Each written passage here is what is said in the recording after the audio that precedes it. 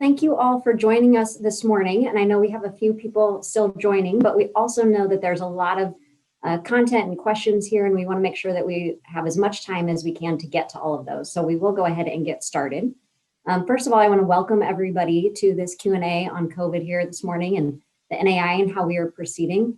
I know that things are really busy for you all on campus right now as we've got winter sports wrapping up and spring sports getting started and fall sports somewhere in between, depending on how your campus is treating fall sports. So thank you all for taking some time to join us this morning here. I am joined this morning by three expert panelists who will be walking through various questions and sharing information on where we are right now and thinking about COVID as well as how we are proceeding. So Dr. Jim Borchers, who is the president of the United States Council on Athletes' Health and has been the chair of our medical advisory panel, is with us this morning. And Jim and his organization have been a fantastic partner of the NAIA, even prior to COVID, but certainly as we have tried to figure out how to navigate this over the last 10 months. Jim Carr, our NAIA president and CEO, as well as Dr. Arvid Johnson from the University of St. Francis, who also serves as the chair of our Council of Presidents. So our purpose this morning is really just to share some information as well as to make sure that we have time to answer your questions.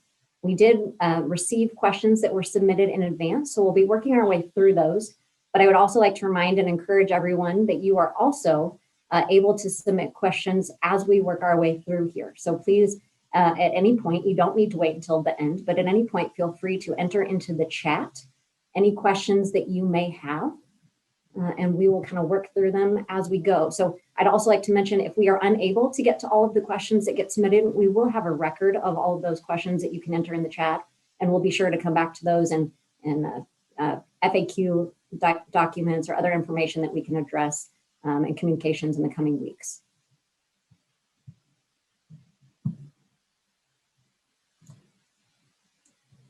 So with that, we'll go ahead and get started and dive into some of our questions here. So I want to kind of start at the beginning, which is in the sense that there's been a lot of speculation over these last several months of what things would look like as we got closer to championship season. And now we are on the verge of that. So just wanted to talk a little bit about kind of how we have been thinking about this. So, you know, Arvid, I may look at you first in the sense of, given the various differing views on COVID and the importance of athletics to NAI institutions as well, can you talk a little bit about how the Council of Presidents has balanced these two interests that at times can be somewhat competing and led us to this point? Well, thank you, Chesney, and you're right. And as I noted in a leadership update we had earlier this week with the Council of Presidents, our Conference Commissioners Association, the ADA, and our National Administrative Council, it's important to recognize and remember that there are very few or right or perfect answers in this environment. Instead, our efforts and decisions have been focused and need to remain focused on making the best decisions possible given the data and information we have. And to that end, early on in the process, at the recommendation of the National Office, the Council of Presidents adopted 6 guiding principles to help us get through this COVID-19 time, as well as deal with championships. And the first was safeguarding the health and safety of our student athletes. That's always number one. Recognizing the importance of athletics to our members' viability and deferring to institutional autonomy whenever possible. Number 4, minimizing negative future impact on student athletes. In other words, trying to make the most positive decisions possible. 5, reducing the financial burdens on our members when possible. And finally, sustaining the NAI for the long term. So that's when we've used those principles, which basically boil down to balancing health and well-being with institutional needs, institutional autonomy, and minimizing negative impacts on our student athletes have been our decision standards as we went forward. That's great. I appreciate that, Arvid. And so that helps explain some of the philosophy of how we have approached this. But certainly in recent months, we've gotten closer to kind of the conclusion, having to think through various challenges that have come our way. So can you talk a little bit about how the Council of Presidents has potentially worked with staff over these last few months and what that process has looked like? Sure. And I'll say the Council of Presidents, and not just us, but the National Administrative Council, the National Office staff, and many other groups have been hard at work over the last several months to make sure that we could conduct our championships in a safe and responsible way. In fact, we kid that the Council of Presidents is really being worked hard this year because our governing body has had 8 virtual meetings just since last March. We're not used to working that hard. But on top of that, the executive committee of the Council of Presidents has met over 20 times during the same time frame. So I think that the national office team has done a really good job of leveraging and involving our governing bodies in its recommendations. Having said that, and I'm hearing some noise on the line at this point, the way it works is the staff identifies an issue, they determine who has the decision-making authority and who needs to provide input, and we've had town halls when we've needed it, and then they provide information to the appropriate group to make a decision. And the COP has broad authority, but the National Administrative Council has authority over matters of competition, and the National Eligibility Committee has been authorized to handle eligibility cases. So the staff has done a great job of keeping everyone informed and then using the appropriate decision-making bodies as necessary to move forward. So this question may be for Jim Carr and for Arvid both, but some have noted that the NAIA might seem a bit more willing than at least some divisions of the NCAA to move forward with championships, as we've seen NCAA Division III not participate in winter championships. Can you talk a little bit about the philosophy behind that? Yeah, Arvid, I'll give you a break and Okay. start first, and then you can chime in. But Arvid did a good job of laying out our guiding principles, and one of those was around trying to make sure that we understood the interest of our members and do what was in their best interest, as well as keeping our student athletes safe. And so it was clear to us from the start that being able to compete and being able to continue with intercollegiate athletics at the campus level and the conference level was really important to our member institutions for a lot of different reasons. And so we started from that vantage point to try to figure out ways to make this happen and make this work. Chesney referenced what the NCAA is doing, and while we talk with our colleagues over there, and we certainly are tracking on what they're doing, we also made a decision from the start to make sure we were making decisions for the best interest of the NAIA and not be beholden to any decisions that were being made at the NCAA. And so I think you're seeing that play out. And I think the one thing that comes to mind for me is that the NAIA has always really tried hard to give autonomy and flexibility to member institutions. And I think our plans reflect that, and maybe at least part of the reason why we're coming at it differently than the NCAA.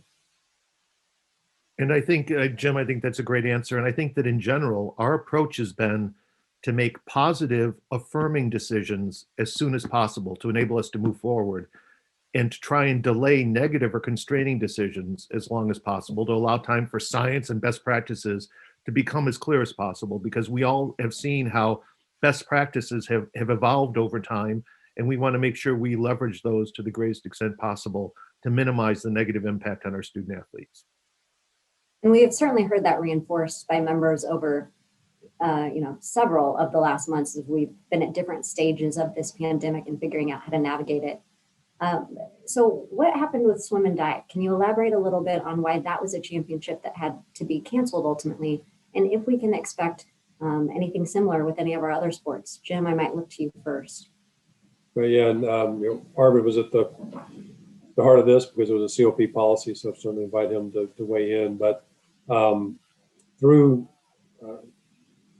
input and feedback from various constituent groups, including the ADA board and the NAC and the conference commissioners, we've developed a lot of policies throughout the last several months, and one of those was that we took to the Council of Presidents was answering the question, what do we do if a host is no longer able to serve as a host of an NAI championship? And so I won't go into all the details around it, but essentially if a host tells us within 90 days of the championship, we know there's some real challenges to try to replace that host. And so for swimming and diving specifically, we actually had our original host have to back out on us around 90 days prior to the championship. Fortunately, one of our criteria within the policy was if we had an experienced host who could step in, we would continue on with the championship and just move it to that secondary host. And so Columbus, Georgia stepped in, but then fast forward about 45 days, they then informed us that they could no longer continue on as host. And so at that point, under the policy, we had no experienced host available, and we were well within the 90-day time frame. And so the straightforward application of the COP policy was unfortunately to have to cancel swim and dive. I think part of your question was, well, what's the application to other championships? That same policy is in place. I think the good news at least as we're looking out to winter championships, and always use whatever phrase you want, knock on wood, keep your fingers crossed, whatever it might be, because things change on a daily basis. But at this point, all of our hosts for winter championships, and really for all of our championships, are intending to move forward and trying really hard. And I just applaud our hosts for doing everything they can to try to make our championships happen. So I'd like to transition a little bit in thinking about, now we've been talking for a while about all of these various policies and the approach to championships, and knowing that we are moving full steam ahead with some of our championships occurring in just a few weeks from now. So I'd like to talk a little bit about what does that look like at a campus level in terms of preparing for those championships, and what are those expectations of teams and institutions as they prepare to leave their campus. So Jim, I'll start with you a little bit. As we've discussed with membership, and I think people are aware, for any teams that are qualifying for championships, we are requiring a pre-departure test. And some institutions have said, well, what is the NAI going to use at national championships? And can we have access potentially to those same types of test kits? Is there a method for us to access those so that we're using the same sorts of tests? Yeah, so the pre-departure test, I'll expand upon that a little bit. Originally, we were requiring a PCR test within 72 hours. After a lot of discussions with various constituent groups, again, we did expand that, and with the good guidance of our medical advisory panel led by Jim Borchers, felt like it was still a safe way to proceed, and kind of a compromise, if you will, based on what was realistic for our members. So now a PCR test within 72 hours of departure, or an antigen test within 24 hours. And so that brings in your question around the Abbott Binex Now test that we're using on site. Those would be allowed, or would meet the criteria if a school wanted to use those. We don't right now have really the ability, or the kind of logistics of us trying to order those and then get them out to the members would be pretty challenging. But if any members out there are having trouble finding antigen tests, we certainly can connect them directly with Abbott. Jim Borchers was actually gets credit for connecting us with Abbott, and our contacts there, I'm sure, would be more than happy to visit with them about the possibility of ordering some of those tests to serve that requirement. Jim Borchers, this next question is for you. We've gotten several questions about what are behaviors that we would either expect or potentially recommend that a team could take proactively once they find out that they qualify for a national championship, to try to protect themselves and limit their risk, knowing that they're trying to stay safe and keep everyone healthy before traveling to championships. Thank you, Chesney, Jim, and thank you for having me here today. Athletics has been a real focus for COVID, because we know how important it is to institutions, and certainly teams wanting to make certain that they do everything they can to be able to participate in championships. The reality is that the behaviors that are most important continue throughout the continuum, whether it's a championship or regular season, which is appropriate mask wearing, which is, appropriate physical distancing, maintaining, your contacts to be people that you normally come in contact with. We know for athletes, the two biggest issues around getting COVID have nothing to do with sport. It has to do with associating with people you're not normally around or familiar with, and that can include family and friends that live in a different community or that you haven't seen for a while.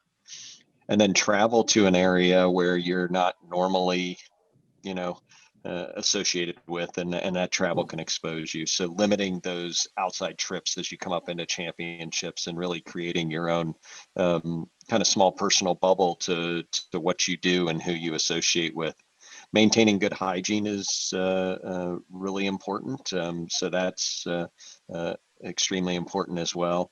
And I think having regular conversations with your team, having, regular discussions about what your goals are, what you're trying to accomplish, and what it takes to accomplish those things.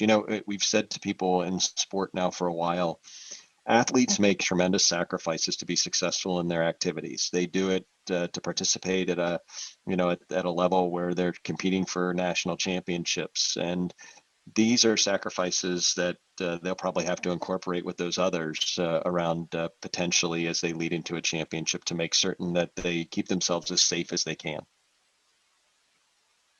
Well, and in there, thank you for that, Jim, because I think that's great reiteration of something that we've been trying to say for a while, is the importance of those behaviors outside of just the testing side. You used the word bubble in there, and we did have somebody ask the question of, is there an expectation of institutions to, quote unquote, bubble following testing prior to departing for championships, or what would the expectation or best practice be there? Well, I think the best practice is what I just mentioned, is trying to eliminate the unnecessary exposures. Certainly students have to, attend class or have some things that they have to do. But as you're preparing, especially for travel, or if you're preparing for a championship, it is to, limit those exposures to individuals or situations that could put you at risk, and to make certain that you're, following those behaviors that we just mentioned. We have recommended to folks that that really does sound like creating your own kind of team bubble, and it requires individual commitment and then team commitment to those things. And as much as you can address those issues, I think leading into a championship, and especially travel to eliminate risk, would be important to discuss and to implement as best they can. Mm-hmm. And so are there any additional things that you would add into that conversation, Jim, as it relates to a team that is traveling and while they're on the road? So if they have an extended duration of a road trip, and they may have to engage with rest stops and restaurants or dining or lodging potentially as they make their way to the location of the championship site, are there any other specific items or guidance that you would give beyond that about how they should travel specifically? Well, I think that travel's been a question that we've been asked about a lot. Certainly appropriate spacing during the time of travel as best that you can, and remaining masked while you're on a bus or on a plane, limiting your amount of eating when you're in those areas, those transport vehicles in a plane or on a bus. If you are stopping to eat, if you can do so in a spaced out area, so making certain that you have appropriate spacing if you're going to eat. Outdoors is always better than indoors, although we know across most of the country right now to try to eat outdoors would bring in other health issues such as hypothermia and frostbite, so that may not be possible. But trying to have a space where you can eat, and if you are able to secure a more private space, or at least space away from individuals that you're not usually going to be in contact with.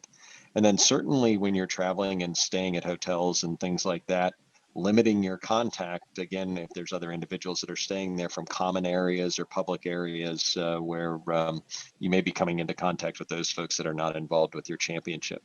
There's a lot of challenges with that, and it requires a lot of it requires a lot of planning. It also requires a lot of commitment, but it can be done successfully, and it doesn't have to be done, in such a way where we feel like we're limiting ourselves from everything. But certainly it requires more limitations than what we're normally used to with travel for athletics. Thank you for all of that. I may turn to you next, Jim Carr, with some questions a little more specific to protocols and policies. We keep referring to this as sort of a pre-departure or pre-travel test and expectations. What about those teams that might be hosting an event essentially on their campus, and as a result, they don't need to travel? So are they required to do a test of some sort, or what does that look like for those that might be hosting? Yeah, so a good question. Maybe start with the reasons for the pre-departure testing. One is certainly from a member institution's perspective, you don't want to travel all the way, if you have a long distance to go or any distance, travel all the way to the championship and then have the testing there indicate that someone is positive, and then have to, if you have multiple positives, return home without competing. So the distance travel, I guess, does have some impact on that, but still there is some reason in that pre-departure time period for the school to get a better handle on their own census, so to speak, their own student athletes, their own official party. So we still believe and will require, regardless of whether you're traveling a mile or staying at home or traveling 1,000 miles, to do those pre-departure tests to get to make sure that those are moving forward in the process. You're not starting with some who are already testing positive. For those that are traveling and maybe traveling via bus, for example, will they be expected to include their bus driver in those various testing protocols because they will be spending time with the bus driver in an enclosed environment? Yeah, we've had a lot of discussions around that, and the place where we've gotten is essentially our testing protocols and all the safety protocols we're putting in place primarily revolve around the official party. And I think we'll probably talk a little bit more about what, how that's set and what that means. So our conclusion is that the bus driver would essentially be treated very similar to pilots or flight attendants or those who are outside of that official party, and we know that students and others are going to come in contact with. So we rely on the institution to take measures to keep the bus driver at a distance, to make sure the bus driver is masked. Certainly if the institution decided they wanted to test bus drivers prior to departure, that would be something they could do that might also help ensure that the bus driver doesn't have COVID, or at least give them a pretty good idea. But we are not then bringing the bus driver into our testing protocols. Part of the reason is that would then insert additional people into the tier 1 area and people into the venue that we just don't think is a good idea. So for all those reasons, we will not be including the bus driver in the official party, but instead would be included much like somebody else from the institution who might attend the event, but not a part of the official party. So fans are allowed, the bus driver would come in, but we would not be testing the bus driver. So let's talk a little bit about those individuals who may have tested positive within the last 90 days before they are going to depart from their campus.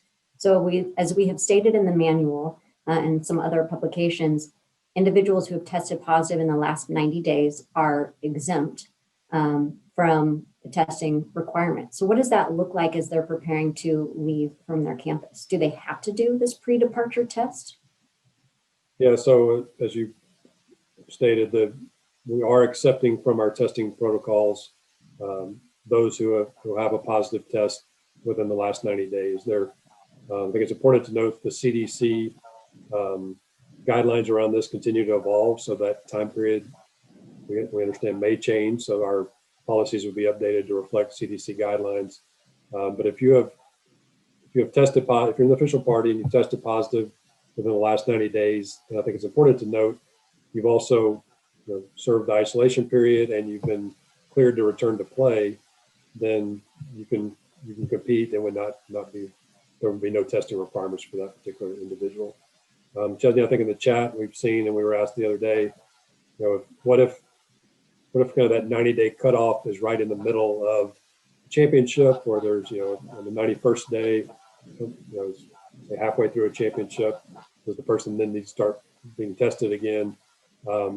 Jim Borchers, I'll ask him to weigh on this a little bit. He and I have talked about that because it's something that we just quite frankly hadn't had a chance to dig into the details of. But I think our initial thoughts are that 90-day period is a guideline, so we would not require someone to start testing in the middle of the championship who had been exempt before, but with the caveat that we have not had a chance to take this issue to the full medical advisory panel, and we'll have a chance to do that next week. So that's my initial thought with Jim. Make sure that's consistent with how you're thinking about it. Yeah, Jim, I just want to reiterate that the guideline is there for 90 days based on some data, looking around immunity and the ability to be somewhat protected from reinfection during that 90 days.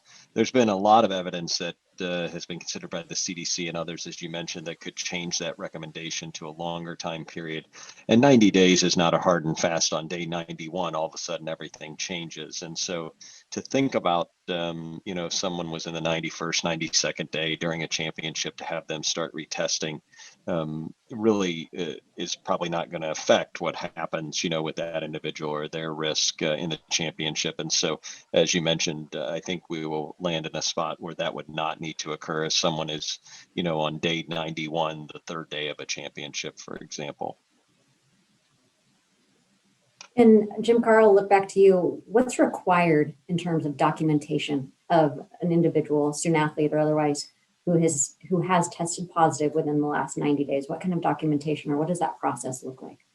Yeah, so for our documentation, we're essentially asking our schools to to attest to that, essentially, to when the official party is due and the information that they're verifying in terms of all students have been cleared for a pre-departure test, instead of attesting to or verifying that that particular student had a negative test, they would be verifying to us the specifics of the exception, which will have more detail for people who are needing to fill out the form, but essentially that they've seen documentation of the positive test within the last 90 days and that the student has been cleared to play. And there might be a couple of requirements within that clear to play protocol, but it would be a part of the official party submission that would verify those things.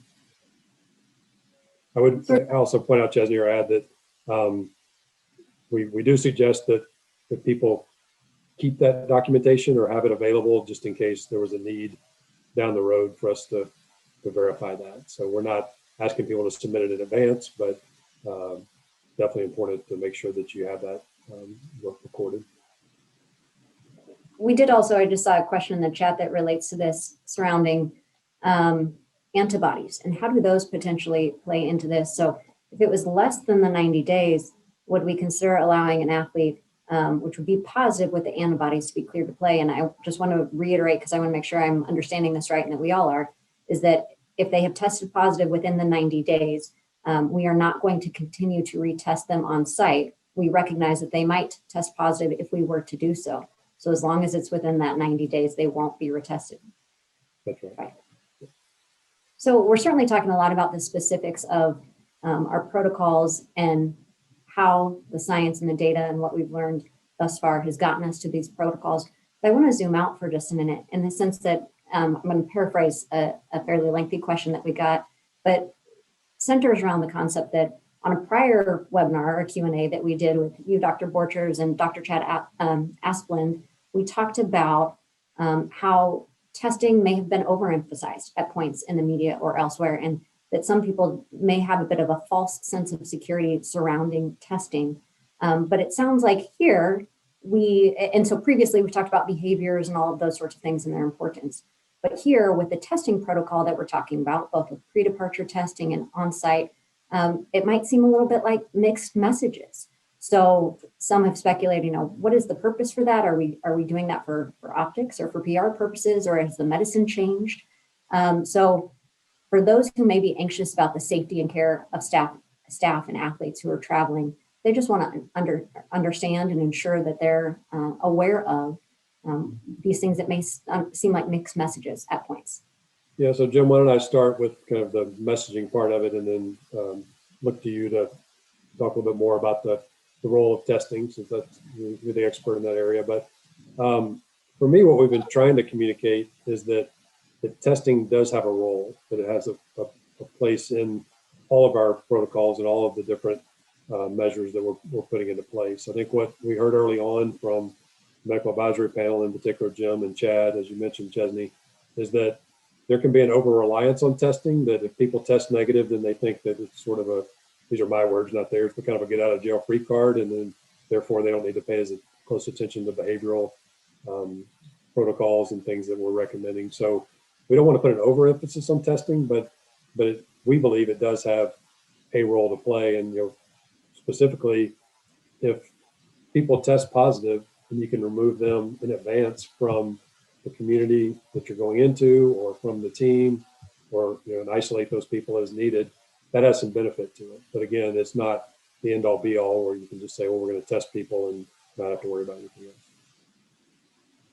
So one thing that we haven't mentioned in much detail yet. I want to see if, Chesney, real quick, Jim wanted to add anything. Oh, thank you, Jim. Yep.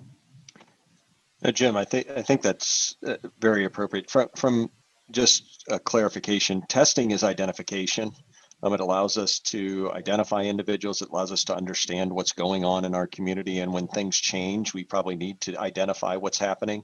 You mentioned when you bring groups together that haven't been together, testing serves a purpose for us to understand what's happening in that population when they first come together, and then what's happening in that population while they are together.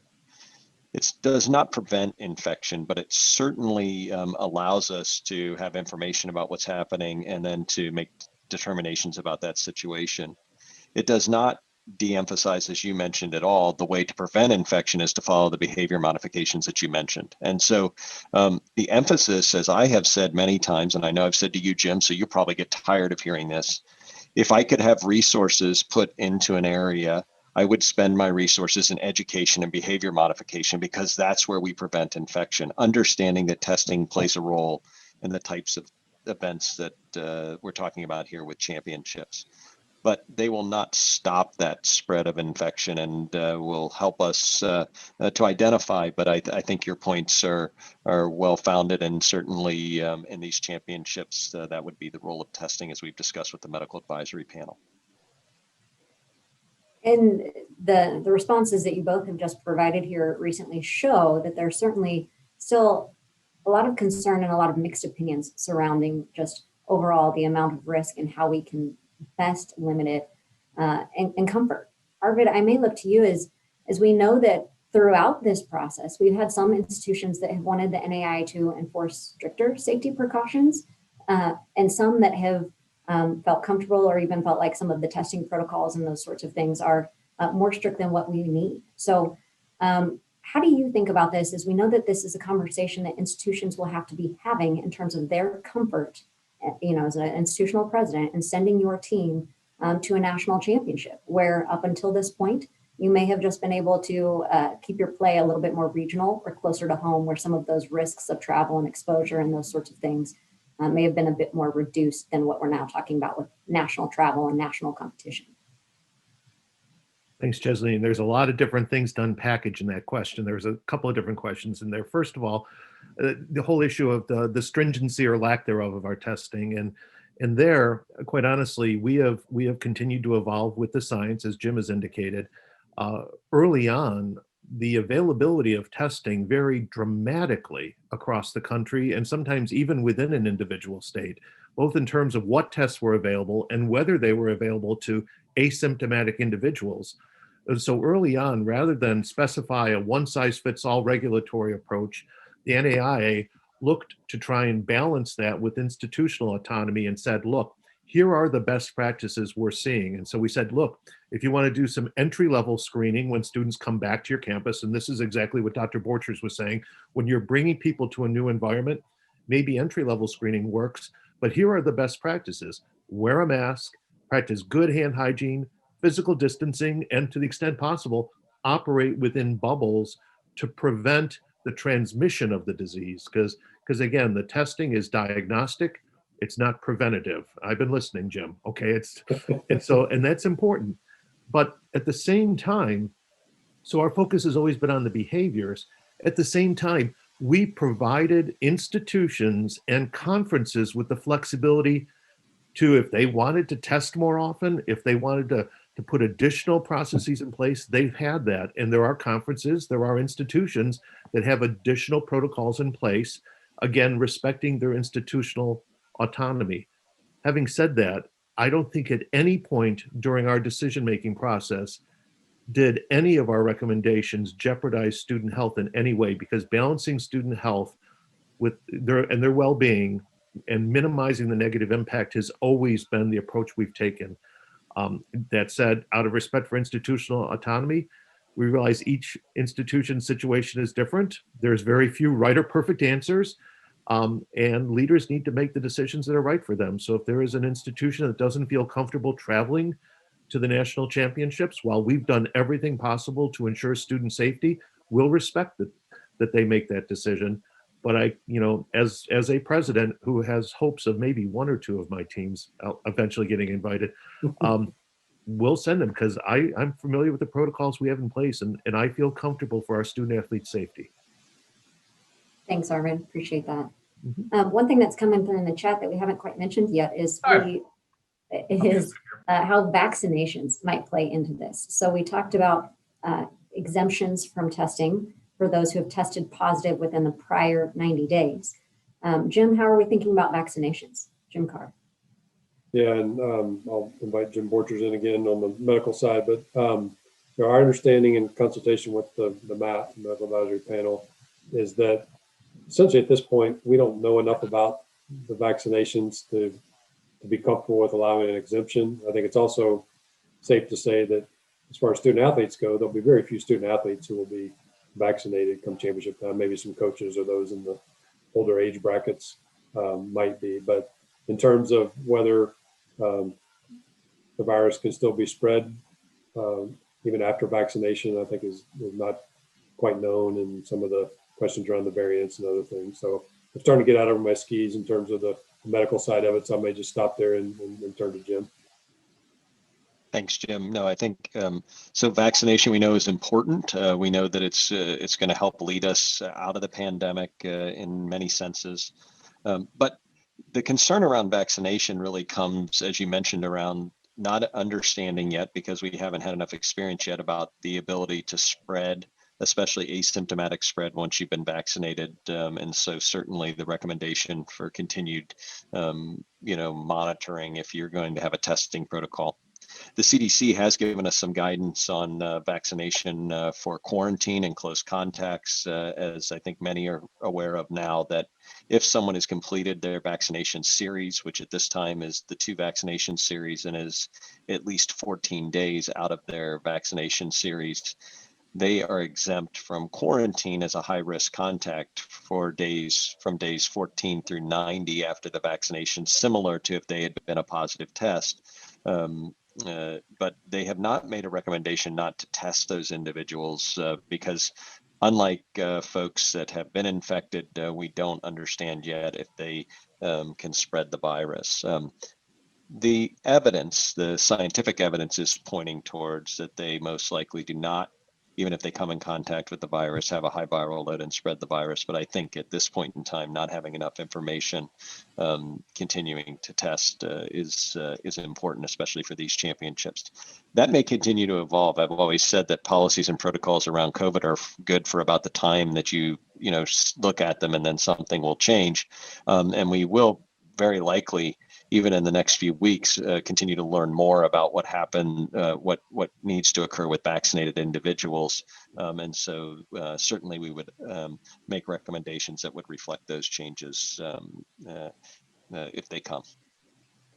And Jim, I want to respond to something that was in the chat and check with you if I'm understanding this correctly. So to your point, for the time being, as we think about those individuals who may have been vaccinating, we're saying that they are not exempt from any kind of testing protocol.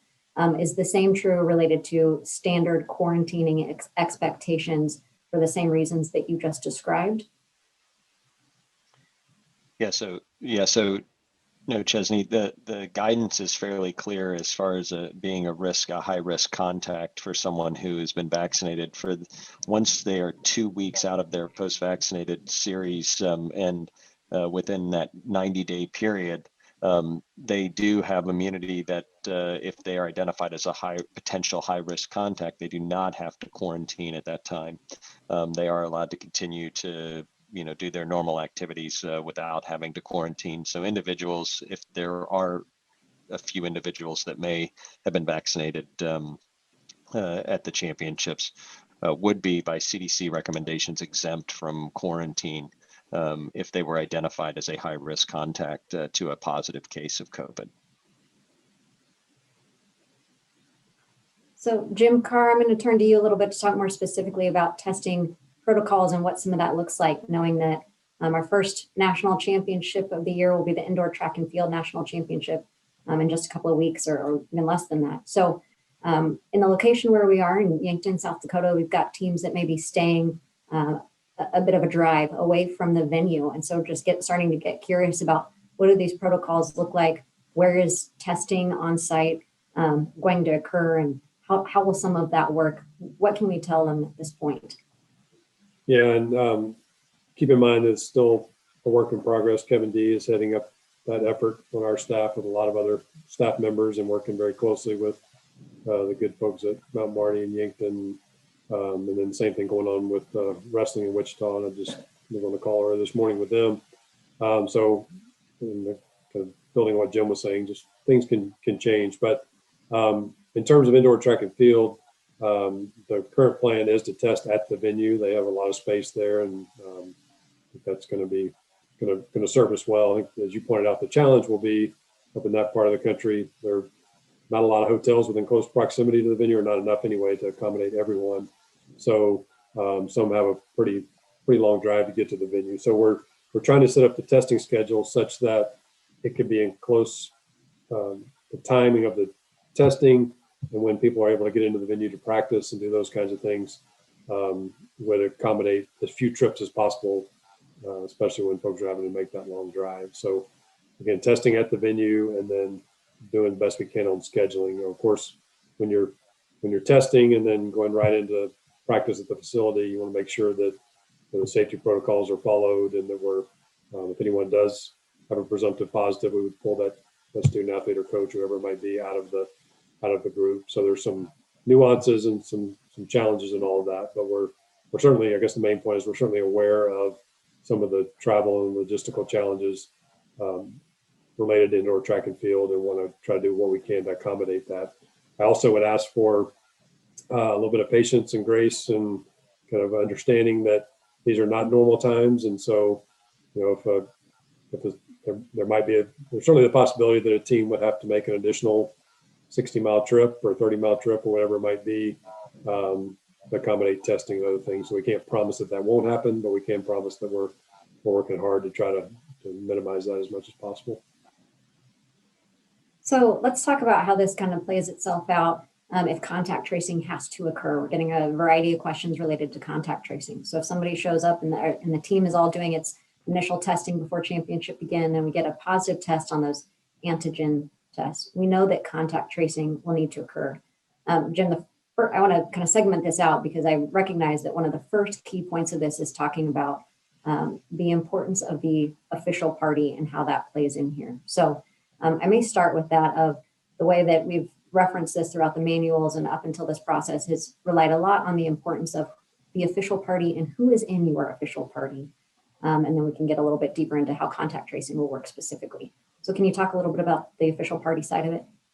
Yeah, so there's some who may not really be familiar with the term, but for our championships, we have an official party. Traditionally, that's really been primarily to identify who gets credentials, so therefore who can go into certain areas at the venue, and that will still be a reason, that will still will hold true at our championships. But we are also now using the official party to determine who will be tested and who has to follow those protocols, and who is then a part of whatever ramifications come out of a positive test and those kinds of things. So it's important for institutions to understand what we mean by official party, and to be very intentional about who is in the official party. If you're identified in the official party, and it's different, the limits and the way we work it is a little bit different for each sport. So I won't try to get into those nuances. But if you're included in the official party, that means that you're basically saying, I'm a part of the team. I will have access to the bench areas, to the competition areas, to the locker rooms, all of those things that we feel like are sort of the team-centric areas. And so because of that, we've also said anyone in the official party has to be part of the testing protocol, because the way we're identifying who can come into the testing zone, or the zone that is in close proximity to our student athletes, one of the requirements is that you have been tested. So a school has to make a determination, let's say for a sports information director or an athletic director. You certainly can put one of those people in your official party, but then that means that person is now treated the same as a student athlete or a coach or those who have to be tested, and therefore a positive will impact the rest of the full team. By contrast, you could decide, well, an assistant AD or an AD is going to go to the championship, but we're not going to be in those areas, and we're not going to be traveling with the team, and so we're going to just get credentialed in a different way and be able to come into the venue potentially, but not be allowed into those other restricted areas. So then going back to your question, official party needs to be determined prior to departure. We'll get a list from the institution. All those have to either show a negative test or be accepted out, as we noted earlier. And then that official party would be locked throughout the duration of certainly of these first two championships, indoor track and field and wrestling. So, and thank you for that, because I think that's a really important piece that a lot of people have asked, or who does have to be considered in all of these protocols, and as we think about contact tracing. as we think about applying contact tracing, how does that work? Are we as an AI staff doing contact tracing? Are we relying on public health? What guidelines are we following? Is it state or CDC, or how does that work? Yeah, and so I think I'd first start by saying we are, for the most part, relying very heavily on our member institutions to handle the contact tracing side of it. And we are asking them to do so consistent with CDC, and we put those guidelines into our manuals. But also, we all have to adhere to whatever the local regulations require as well. Now, the contact tracing, at least from my view of a non-medical view, is that that's really one of the most challenging parts of COVID, whether it's in athletics or not, and trying to really identify those people and the timing of it and all those kinds of things. So, I think our institutions certainly have incentive to try to make sure that if there is a positive test at the championship, that they've spent time thinking about and identifying who's in close contact with that individual, and therefore quarantine those people. Because if you don't quarantine them, then you're subject to test going forward. Anyone who is not quarantined and had a positive test going forward would then be the second positive test that would eliminate the team from competition. So there's a lot of incentive to try to do the best you can, and as best you can to be careful and conservative in terms of who you require to go into quarantine. So Jim Borchers, I'll look to you for this question. So if we have a player that tests positive, someone had asked, I've heard there will be follow-up testing. Does that mean that there's an opportunity to test out of quarantine, or what is this follow-up testing and the PCR follow-up that they've seen referenced? Is that related to quarantine, or is that more about confirmation? Yeah, so the strategy that's being used is a surveillance strategy within the entire population, so that we're doing surveillance or screening with the Binax Now, the antigen test, getting a rapid result. And then if there's a non-negative result, which means that the test potentially is positive, the strategy has been that needs to be confirmed with a diagnostic molecular test or a PCR test. So we certainly want to treat the individual that may have a non-negative result on the antigen test appropriately, with isolating them appropriately and quarantining those high-risk contacts appropriately until we would get the results back from the confirmatory diagnostic PCR test. It is possible that the surveillance or screening test could return a result that is non-negative, and that the PCR test could come back negative. And with that diagnostic test being negative, you have not had a result that is confirmatory of COVID, and so you would not be considered a positive case, and would be able to go back, and the folks that were in quarantine as a precaution would be able to go back to their activity. So it's not testing out, so to speak. It's confirming the initial screening or surveillance test that's being used as we monitor the population. And so that's really the strategy when we're looking at what to do with that initial non-negative result on the antigen test. And so what I hear you saying, Jim, is that really it's if we have that non-negative or presumptive positive on the antigen, we're following up with the PCR, and the result of that PCR test is really the determining factor of whether that's correct. So what happens moving forward. That's correct. In conjunction with the map and our recommendations, that's the best way, the best test, the most sensitive test to make the diagnosis. And we do know that there are occasions and reasons why occasionally the antigen test may return a non-negative result that are not associated with COVID. It's not common, but it does occur. I'd like to turn a little bit to some other operations that occur related to the championship events. And so, Jim Carr, I'll look to you first. For those that might be hosting a championship event, can you talk a little bit about how some of these various roles work? I know that we have been working directly with our hosts and sharing information and protocols and manuals and all of that sort of thing. But there's a variety of different personnel that would be new this year that hosts wouldn't normally have had to consider in this process. So as an example, we have a standard tournament site director, but also this year there's a COVID liaison that enters into the mix. Could those be the same person? Or could the host athletic trainer and the COVID medical director be the same person? So just talk a little bit about the roles. Yeah, so I'll talk about, I guess, 3 roles specifically, and if you want me to follow with others, I can. So we're 3 that are definitely new this year, and these apply to final sites as well as opening rounds. I would say for all those, especially those opening round hosts who might be on this video call, we understand that you're having to ramp up a lot in a lot shorter time period, and we definitely want to continue to have conversations with you about how we can support you. We want to support all of our hosts, but we know the opening rounds are even more challenging because we don't typically send as much support out to those, even in normal times. But in this environment, we've created 3 new positions, so to speak, or people that or functions that we need to have served.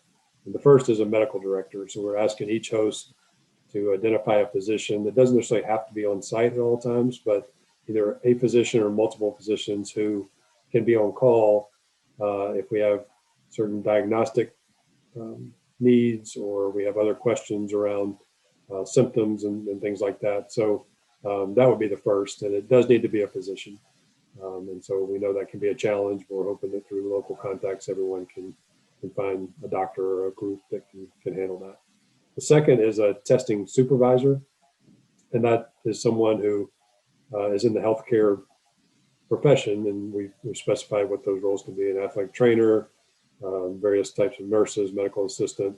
Could be a doctor if that's a physician is available. It doesn't necessarily have to be, and that person needs to be on site during the testing windows. And then the third you mentioned, Chesney, is the COVID liaison, and that's an NAI staff member who will be coming out to each of our championship sites to essentially oversee the testing area, to be the liaison between, I guess another new term would be the team health official.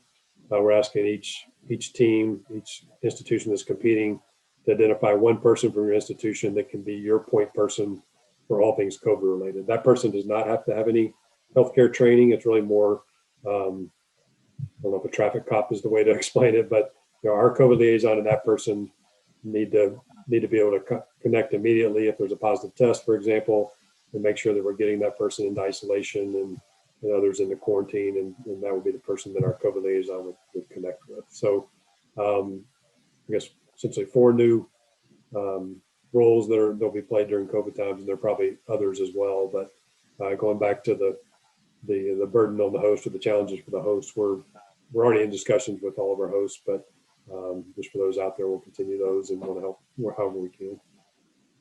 And Jim, I want to follow up on the team health officer that you just mentioned, because that will apply to any teams that are participating in national championships. So just to make sure I'm understanding you correctly, that person doesn't have to have healthcare experience. They're rather our go-to person for all COVID-related issues on site. And we expect that they may hold another role, and that's frankly part of why they're included in your official party potentially. So it could be assistant athletics director or somebody like that with your team. Right, and I think in many instances it likely will be an assistant coach, because again, it's really someone who, if there are issues or challenges, and I won't try to identify or give examples of what all those could be, but instead of contacting the head coach and then being sent to someone else or calling back to the school, we want to have predetermined who is your person on site that we can go to at least start the conversation, and then try to figure out who all needs to be notified of certain things and where we go from there. So, in hindsight, maybe by putting the term health in there, it implies that it needs to be a health official. We could have come up with a different term, but it is not. There's no healthcare training required. Thanks, Jim. A few other questions are coming in specific to things that may occur on site and sort of how that works. So going back to this concept about official party and also rosters, so the team rosters, if we have someone from the roster who tests positive, could that roster spot be replaced by somebody who's not on the official roster? And schools may be thinking about that as you think about testing, and they may have JV teams back at home or somebody like that where they could, they have other student athletes available that they could, in normal times at the very least, sort of pull into that roster. So how would something like that work this year as we just think about the fact that things are in flux? Yeah, so let me first talk about all championships that do not have opening rounds. So let's just take, for example, wrestling and indoor track and field, a 2-day event, and a 4-day event that are coming up. So once you've locked in your official party, or once you've set that, it's locked in. So we're, in day 2 of indoor track and field, we're not going to allow a student who wasn't already in the official party to come in and replace somebody. We just think the challenges of doing that and the safety around it. And we get that it will be a great experience for that new student to come in, but in these times, that's going to have to take a back seat to trying to make sure we're adhering to our safety protocols and doing things we can to keep people safe. Opening rounds is a little bit more complicated, and we're still trying to decide that what we've decided, what we have in place already is once the official party has been set for the opening round, you cannot make substitutions or bring in somebody and add to the official party during the opening round. What we are thinking about more carefully is, if you have someone who's in quarantine during the opening rounds and that student athlete comes out of quarantine between opening rounds and the final site, if you're fortunate enough to make it to the final site, we think we should be at least considering ways that we could allow that student athlete to come in and compete. We still think there's risk in it, but we think there might be some ways that we could put that student athlete in a similar position to everyone else in the travel party.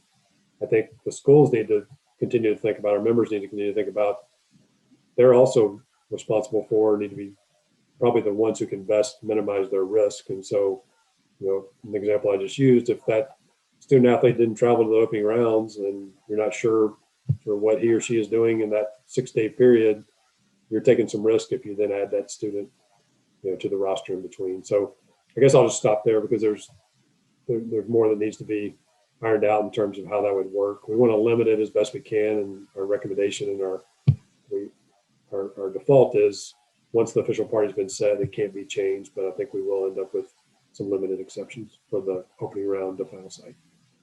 And Jim, is it fair to say that explanation of once the official party is locked, once it's set, it's sort of locked, that applies not just to the student athletes that we're talking about, but it also applies to other staff members included in that official party. So if you have an athletic trainer, as an example, who gets called away mid-championship, has a family emergency or something like that, they could not be replaced mid-championship by another athletic trainer who has not already been part of your official party. Is that accurate? That is accurate. I think to try to figure out all the ways to allow substitutions on the fly and whether it's a legitimate reason or not is much more problematic than a hard and fast rule. That once that official party has been set, those are the ones who are going through testing protocol. That's, if you want to use the word bubble, that's the sort of the institutional bubble. And so we're going to do everything we can to stick with that official party roster.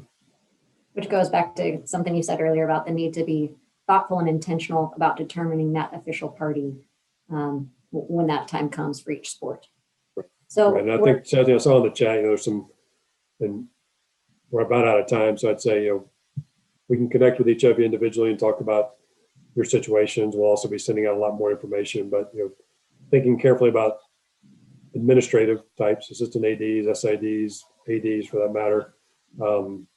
The decision about whether you want to include any of those people in your official party versus maybe still being able to get to the championship, but not be in the official party is something the institution is going to have to decide. There's certainly a risk with putting them into the official party. It does allow access into certain areas that you otherwise wouldn't be allowed into. So there's some need for that, or certainly some desire for that. But just know that it adds another person who's being tested, and therefore the challenges of that. We, even at the no fan venues, we are working on allowing some representation from the institution. It's likely to be pretty limited to, maybe an AD and an SID and a few folks like that. But again, those people, if they're not in the official party, would be situated separate from the competition and the student athletes. and Jim, like you noted, we're just about out of time. So I'll ask one final question, but in the interim, to Jim's point, we're happy to follow up with anybody on individual questions. Jen, I might ask you to put our COVID email address in the chat so everyone has it. And we'll finalize our Q&A here this morning with one final question, but we'll be sure that we get back with everyone who still has outstanding questions after that. And so for that, for those that are hosting championship event venues, and we know that there are different regulations around the country as it relates to restrictions and whether it's spectators or it's other types of requirements. We know that my understanding is that California for multi-team events has some mandatory testing protocols in place, just as an example. How will we be thinking about that if there is to be an event in a location that has stricter protocols in place in that particular location or region? Yeah, I mean, I would start by saying, whether it's California or anybody else, we don't really have an option. If the law is what it is and there are regulations that are being enforced with health departments, we have to follow those. So if we find out sort of last minute that that's the case, we either have to figure out how to comply with those or essentially cancel the championship. So I would think all of us on this call would have a lot of interest in just trying to figure out how do we comply with it. So, for example, if somebody all of a sudden said you had to have 7 days of PCR testing prior to an event in our locale, well, I don't really see any way that could actually happen. They're just not available. They're too costly for our schools. But if at the same time they had some different protocols around fan attendance or different things that might require an additional antigen test on site, there are certain the things that we could mobilize and make happen. And so we just have to figure out a way to make it work. With that, I know we're just a little bit over time, so I want to thank everybody so much for joining us this morning. And I certainly want to thank our 3 excellent panelists for sharing expertise with us this morning, but also for all the hard work that has come these last several months in getting to this point. And we are a few weeks away from these first few championships. So we're about to see it sort of all come to fruition. So we also thank you for your time and your patience with us through this process and as we find our way through it in these next few weeks. Thank you, everybody, and please continue to stay safe.